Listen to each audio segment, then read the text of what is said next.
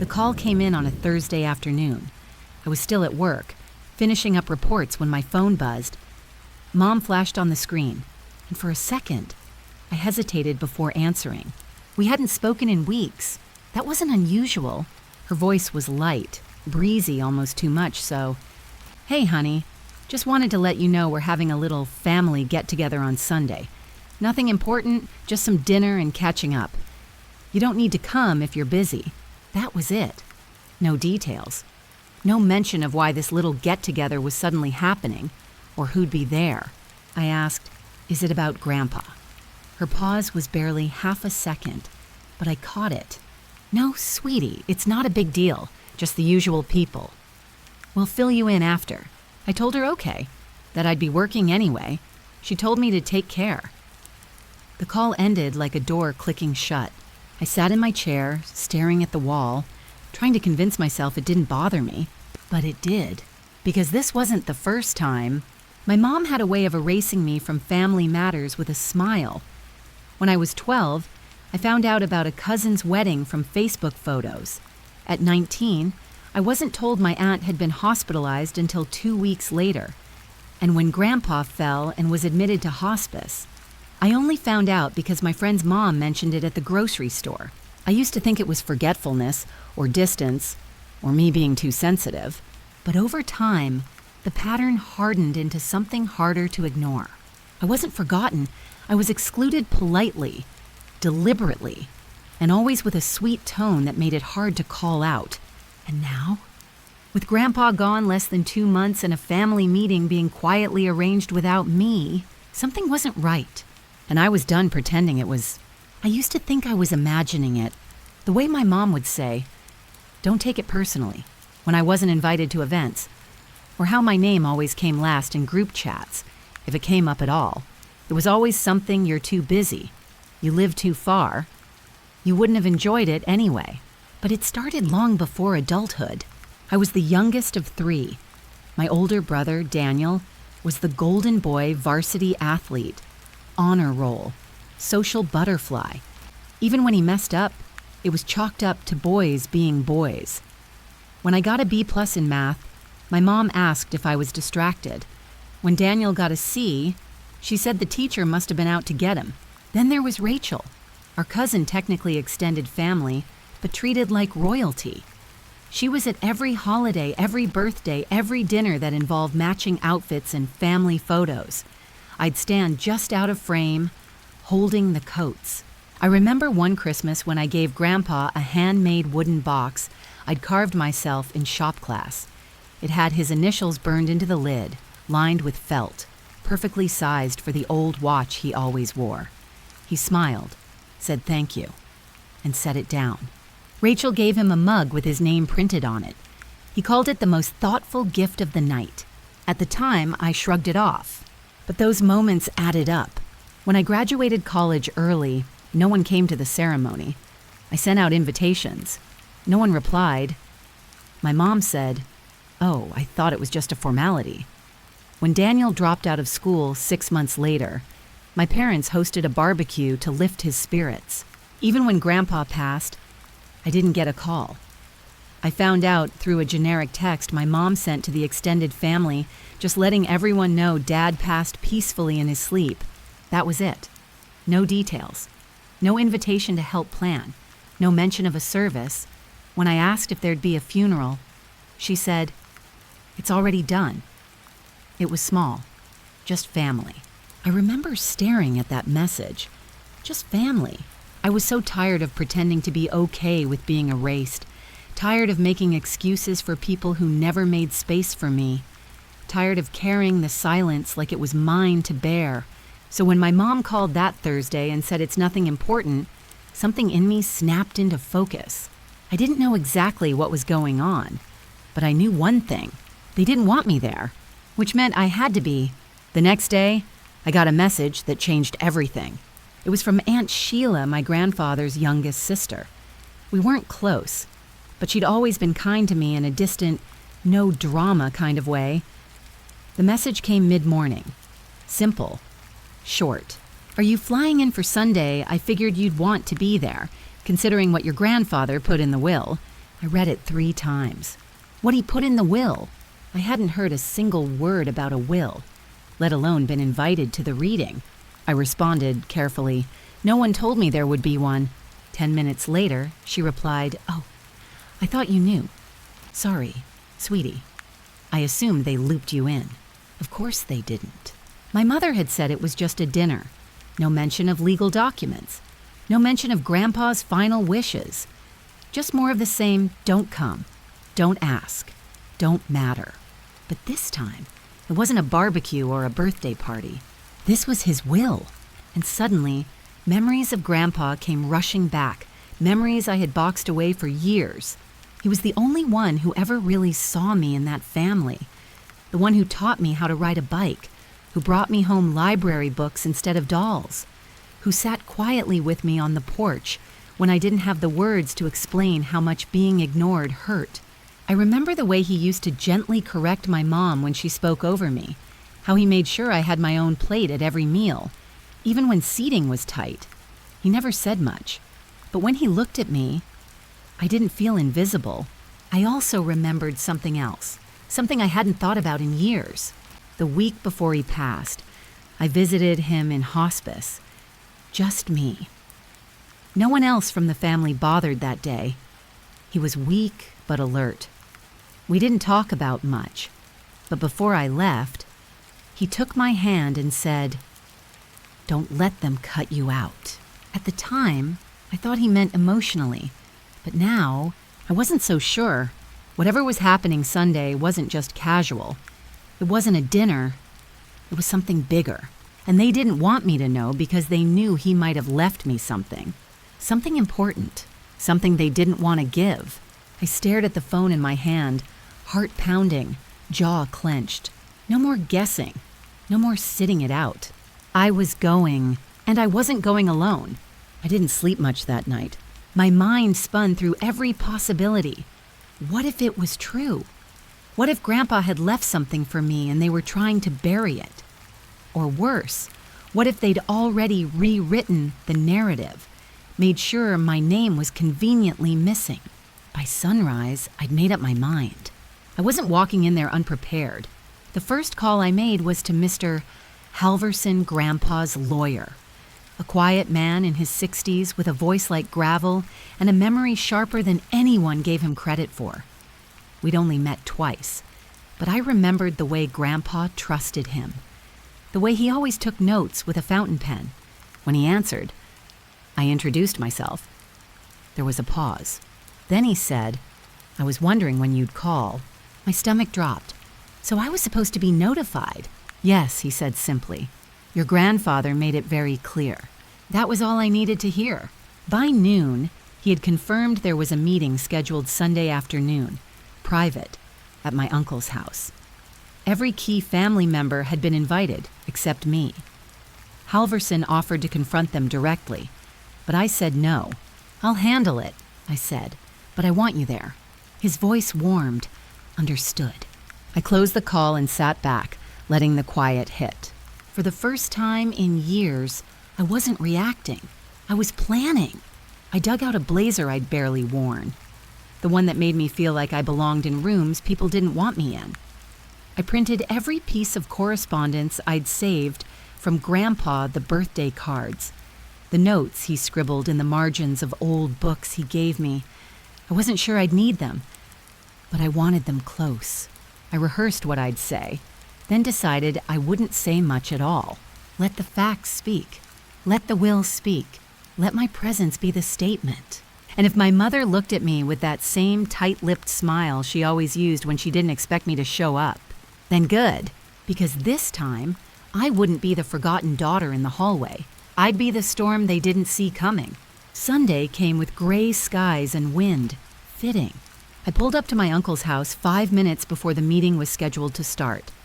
The driveway was already packed, familiar cars lined up like they always were at family gatherings I hadn't been invited to. I parked at the curb and took one long breath. Then I opened the passenger door. Mr. Halverson stepped out calmly, briefcase in hand, dressed in a charcoal suit that matched the gravity of the moment. We didn't speak. We didn't need to. As we walked up the path, I saw movement through the front windows, shadows passing, arms gesturing, someone pouring wine, laughter, muffled by glass. When I rang the bell, it only took a moment. The door swung open and my mother froze like she'd seen a ghost. Her eyes widened first, then narrowed. You're here," she said flatly. I smiled without warmth. "I am." She glanced at Halverson beside me and immediately masked her surprise with faux composure. "We weren't expecting." "I know." Before she could finish, I stepped inside. The room went silent. Cousins, aunts, uncles, every head turned. My brother Daniel had a glass halfway to his lips. He lowered it slowly. My uncle stood mid-conversation, words cut off. Someone cleared their throat. I scanned the room. Same furniture, same energy, everyone perfectly comfortable until I entered. I walked past the hors d'oeuvres, past the polite smiles stretched too tight, and took the open seat at the table's edge. Halvorsen sat beside me, opened his briefcase, and began sorting through the documents without a word. My mom's voice followed. "You should have called." "I did," I said. "You told me it wasn't important." Her mouth pressed into a thin line. Uncle Robert tried to smooth it over. "Well, we're all here now. Let's begin." Halvorsen closed his folder with a soft click and looked around the room. Expression calm, but deliberate. Per Mr. Thomas Whitaker's wishes, this will is to be read in front of all named parties. Since that requirement is now met, he nodded slightly toward me. "We may proceed." And just like that, the room shifted again. I didn't speak. I didn't need to. I was here, and this time, they couldn't pretend I wasn't. Mr. Halvorsen cleared his throat gently and pulled out a crisp, folded document from his leather case. The paper looked old school, thick with embossed edges, signed in black ink. "This is the last will and testament of Thomas Whitaker," he began, voice steady. "Dated 6 months prior to his passing, witnessed and notarized in accordance with state law." The room leaned in. My mother sat rigid, her wine glass untouched. He read through the opening statements. Standard language about being of sound mind, revoking previous versions of the will, designating Mr. von Halvorsen as executor. Then he got to the part that mattered. To my grandson, Daniel Whitaker. All eyes snapped to my brother. A few heads nodded knowingly. Daniel sat up taller. "I leave my collection of vintage jazz records, which I know brought him joy during our many afternoons together." Daniel blinked. "Just records." Aunt Joan shifted in her seat. "To my niece Rachel," Halvorsen continued. Rachel straightened like a peacock. "I leave my antique typewriter and accompanying journals, which she so often admired but never dared touch." Her smile wilted a little. Now tension started to ripple. Halvorsen flipped to the second page, and to my granddaughter, the pause felt eternal. "The only one who visited me consistently, who listened without agenda, and who asked for nothing." Gasps, audible now. "I leave full control and ownership of my home, the attached property, and all financial assets not otherwise distributed." Silence. You could hear the furnace kick on. My mother spoke first, voice sharp. "There must be some mistake." Halvorsen didn't flinch. "There is no mistake. Your father was clear. He updated this version himself, handwritten notes included. He was very intentional." "You mean to tell us—" My uncle cut in, "that he gestured toward me like I was a stranger. Gets the house, the account." Halvorsen looked around calmly. "She is the named beneficiary." "Yes." My mother stood. "This is absurd. She was barely around. She lives in another city. She doesn't even—" "I was there," I said, cutting her off. "Every Sunday, hospice, books, tea." She stared at me like she couldn't reconcile the words with her own version of the story. Rachel opened her mouth, then closed it. Even Daniel said nothing. Halvorsen finished. "Mr. Whitaker also requested that the family be reminded legacy is not just about bloodline. It's about presence, character, and consistency." He closed the file. Unless there are objections to be filed through proper legal channels, this concludes the reading. The room was frozen. No applause, no congratulations, just stunned silence. I folded my hands in my lap, looked at the table, and let the weight of it all settle. Not gloating, not emotional, just whole for the first time in years. The moment the will was read, the air shifted like a storm cloud had settled into the living room. No one moved. No one made eye contact with me. Except my mother. She stared like she was still trying to undo what she'd just heard with sheer force of will. Then the voices started. But he was old, Aunt Joan said quickly, her voice rising in forced cheer. Are we sure he was of sound mind when he made those decisions? Halvorsen replied flatly. There are 3 notarized versions. This is the most recent, legally binding. Rachel leaned forward. I mean, you weren't even around that much. Were you? She said it casually, like an accusation with a smile. You kind of disappeared after college. I looked at her. And yet he still chose me. She flinched but didn't respond. My uncle tried a different tactic. We're family. Surely you don't intend to keep everything to yourself. Maybe just the house split the account? It would have been funny if it wasn't so familiar. The pivot from ignoring me to requesting a favor was Olympic level fast. I kept my voice calm. I intend to follow Grandpa's wishes exactly as he outlined. My mom stood up. Don't be cold, she said sharply. This family gave you everything. I raised an eyebrow. Everything. Or nothing disguised as obligation. She turned red.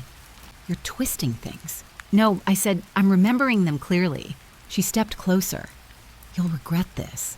No, I said again. Firm this time. What I'd regret is staying small to make you comfortable. They weren't ready for that. Daniel finally spoke. So you really think you're better than all of us now? No, I said, I just finally stopped believing I was less. That was the difference. There were no hugs, no dramatic reconciliations, just thinly veiled bitterness, hiding under old upholstery and stained glasses of white wine. I stood, nodded to Halvorsen, and walked toward the door. Wait, my mother said, you're leaving just like that. I turned. Yes, just like that. Then I opened the door, stepped into the cold, and didn't look back. The wind had picked up by the time I reached the curb. Gray clouds rolled overhead like the sky itself was shedding something heavy. I didn't rush to my car. I didn't cry. I just stood there for a moment, breathing in the cold like it was cleansing me. Behind me, the house I'd spent a lifetime being excluded from sat as still and smug as ever. But this time, I wasn't walking away in silence. This time, I was walking away with truth, with proof. With a name, my name written clearly on something that mattered. Grandpa saw me. Not for what the family pretended I was difficult, distant, cold, but for who I had always been present, steady, real. And now, even in death, he'd made sure I wouldn't be erased again. I drove home with the radio off, my thoughts quiet, not racing, not rehearsing comebacks, just calm. The kind of calm that only comes when you finally put down a weight you didn't realize you'd carried for years. When I got home, I made tea. I pulled out one of Grandpa's old books, the one with his handwriting in the margins. He'd once scribbled a note on the inside cover. People who listen more than they speak tend to be underestimated. Let them. I smiled. For years, I thought power looked like yelling to be heard. But it turns out, power can also look like walking in, uninvited, and letting your presence say what they never allowed you to. The inheritance wasn't just the house or the account. It was the validation I'd never dared to hope for. Not because I needed their approval, but because someone finally gave me something without strings, without conditions, without expecting me to shrink to receive it. The next week, I began the paperwork, transferred the property, closed the joint accounts, donated Grandpa's suits to a local shelter, just like he would have wanted. And then I did something for me. I booked a one-way ticket out of town, not to run, to begin. Because now I wasn't chasing a place in anyone's story. I was writing my own